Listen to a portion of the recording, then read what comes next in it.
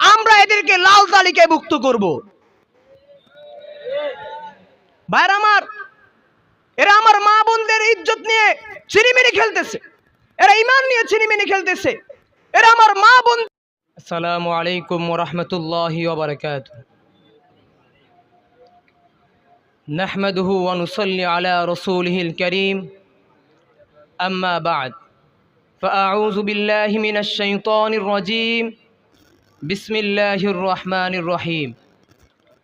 وإذ قال ربك للملائكة اسجدوا لآدم فسجدوا إلا إبليس أبى واستكبر وكان من الكافرين أو كما قال النبي عليه الصلاة والسلام أنا خاتم النبيين لا نبي بعده। الحمد لله। মাকতাবে আবু হানিফা রহমতুল্লাহি আলাইহি কর্তৃক আয়োজিত আজকের এই সাপ্তাহিক জলসায় আমার বিষয়বস্তু নির্ধারিত দেওয়া হয়েছে বর্তমান সময়ের বাতিল ফিরকা হিজবুত তাওহীদ সম্পর্কে। তে আল্লাহ যদি চান তাহলে আমি আজকে আপনাদের সম্মুখে দলিল প্রমাণ নিয়ে কিছু কথা বলার চেষ্টা করব ইনশাআল্লাহ।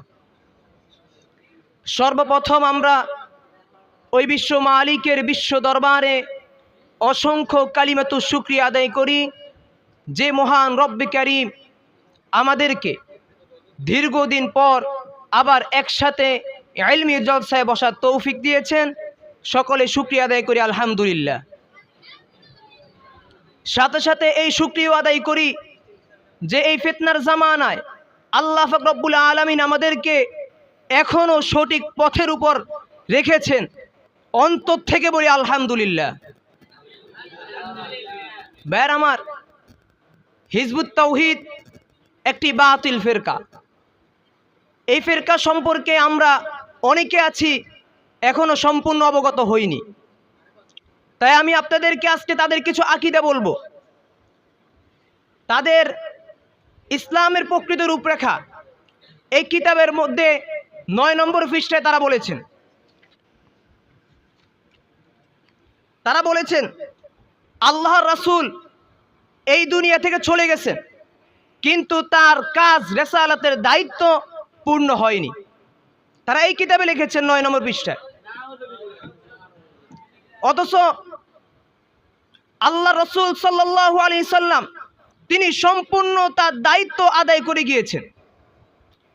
এই সম্পর্কে আল্লাহ রাব্বুল আলামিন কোরআন কারীমের ভিতরে বলেন, আল ইয়াউমা আকমালতু লাকুম দীনাকুম ওয়া আতমামতু আলাইকুম নি'মাতি ওয়া রাদিতু লাকুমুল ইসলাম দীনা। যে আজ থেকে ইসলামকে পরিপূর্ণ করা হলো। এই আয়াতে আল্লাহ বলে দিলেন যে ইসলাম মানে দ্বীনের কাজ, ইসলাম আজকে রাসূলের দায়িত্ব পরিপূর্ণ হয়ে গেল এবং দ্বীনকে ইসলাম হিসাবে মেনে নেওয়া হলো, আজকে গ্রহণ করা হলো ইসলাম। ভাইরা আমার, শুধু তাদের যে রাসূলকে তারা দ্বীনের দায়িত্ব পূর্ণ করতে পারেনি এই কথা বলেছেন, শুধু তাই নয়, তাদের আরো বহু আকীদা আছে। তারা নামাজ অস্বীকার করেছেন, নামাজকে তারা সেনাবাহিনীদের ট্রেনিং বলেছেন নামাজ তো তারা পড়বে যারা সেনাবাহিনীদের ট্রেনিং হিসাবে যারা সেনা যুদ্ধ করবে। ভাইরা আমার, তারা এই কিতাবের 20 নম্বর পৃষ্ঠায় তারা বলেছেন, এখানে তারা নামাজ রোজাকে তুচ্ছ বলেছেন, সমষ্টিগত জাতিগত বিষয়গুলোকে নিস্তুরে নামিয়ে অতি সাধারণ ব্যক্তিগত বিষয়, অতি সাধারণ বিষয়টা বুঝবেন ভাই আমার, অতি সাধারণ ব্যক্তিগত বিষয়কে তারা গুরুত্ব দিয়েছে। যে বিষয়গুলো হলো নামাজ, রোজা, বিয়ে, শাদী, বিবি, তালাক, দাড়ি, টুপি, পায়জামা, পাগড়ি, মেসওয়াক, কুলুক, ওযু, গোসল, হায়েজ, নেফাজ ইত্যাদি। নামাজ যেটা ইসলামের রোকন, ইসলামের 5টি রোকনের ভিতরে একটা রোকন নামাজ। রোজা, হজ, তারা এইগুলোকে তারা বলতেছেন যে এইগুলা ইসলামের মানে অতি সাধারণ ব্যক্তিগত বিষয়, অতি সাধারণ বিষয়। শুধু যে এই তাই নয়, আরো বহু। ভাইরা আমার, তারা এই কিতাবের 26 নম্বর পৃষ্ঠায় তারা লিখেছেন, এখানে তারা কোরআনকে কিভাবে বিকৃত করে আপনারা একটু মনোযোগ দিয়ে শুনেন। তারা কোরআন আল্লাহ পাক রব্বুল আলামিনের কালাম তারা যেভাবে বলতেছে যে কোরআন কায়েম করবে তারা, অথচ সেই কোরআনুল কারীমের আয়াতকে তারা বিকৃত করতেছে। শুনেন ভাই আমার, এই কিতাবের 26 নম্বর পৃষ্ঠা তারা লিখেছেন যে আদমের মধ্যে স্বাধীন ইচ্ছা শক্তি যা আল্লাহ ছাড়া আর কারো নেই, তা এবং আল্লাহর অন্যান্য সকল সিফাত ও গুণ প্রবেশ করিয়ে দিলেন।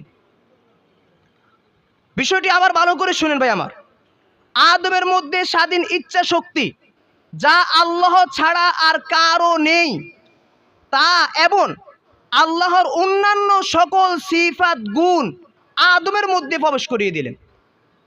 যদি কোনো ব্যক্তির ভিতরে আল্লাহ তাআলা সকল গুণ দেওয়া হয়, তাহলে সে কি মানুষ থাকে? আল্লাহ সকল গুণ কারো ভিতরে আছে? আল্লাহ নিজে তো বলেছেন যে আমার সমকক্ষ আর কেউ নাই। সেখানে তারা দলিল দিয়েছেন যে সূরা বাকারার 30 নম্বর আয়াত এটা আল্লাহ তাআলা বলেছেন। তারা বলছেন এটা আল্লাহ তাআলা বলেছেন। ও সূরা বাকারা 30 নম্বর আয়াত, সেখানে আল্লাহ তাআলা বলেছেন, স্মরণ করো যখন তোমাদের মাবুদ ফেরেশতাদেরকে বললেন যে আমি পৃথিবীতে আমার প্রতিনিধি সৃষ্টি করতে চাই। তখন তারা বললেন যে আল্লাহ তাআলা তো পৃথিবীতে গিয়ে রক্তপাত করবে, আমরাই তো আপনার পবিত্রতা বর্ণনা করি। তখন আল্লাহ তাআলা বললেন যে আমি যা জানি তোমরা তা জানো না। 30 নম্বর আয়াতে এই কথা বলা, আর তারা বলতেছেন যে আল্লাহ তাআলা 30 নম্বর আয়াতে বলছেন যে আল্লাহ তাআলা যত গুণ আছে সিফাত আছে সব আদমের মধ্যে দিয়ে দিয়েছেন আল্লাহ। ভাইয়ের আমার, তাদের আকীদা বহু, যদি বলা শুরু হয় শেষ কবে হবে? এত এত ভুল, এত আকীদা নষ্ট, এমনভাবে উম্মাহকে, এমনভাবে জাতিকে বিভ্রান্তি করে তারা, যে একজন সাধারণ মানুষ বুঝতে পারে না যে এরা সঠিক নাকি বিভ্রান্তিতে আছে।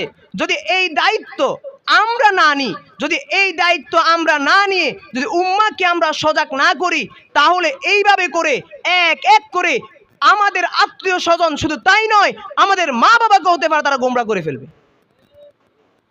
ভাইয়ের আমার, আমি আজকে এই মঞ্চ থেকে স্পষ্ট ভাষায় বলতে চাই যে এই হিজবুত তাওহীদ নামক এই কুফরি সংগঠনকে যদি সরকারিভাবে যদি নিষিদ্ধ ঘোষণা করে না হয়, আল্লাহ খোদার কসম খেয়ে বলতেছি, আল্লাহ পাক রব্বুল আলামিন যদি আমাদেরকে সমর্থন দেন, তাহলে আমাদের সমর্থন অনুযায়ী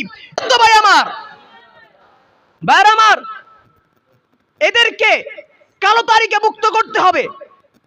যদি এদেরকে কালো তালিকা মুক্ত না করা হয়, আমরা এদেরকে লাল তালিকায় মুক্ত করব। ভাইয়ের আমার, এরা আমার মা বোনদের ইজ্জত নিয়ে ছিনিমিনি খেলতেছে, এরা ঈমান নিয়ে ছিনিমিনি খেলতেছে, এরা আমার মা বোনদের ঈমানকে ছিনিমিনি একটা খেলার জিনিস বানিয়েছে।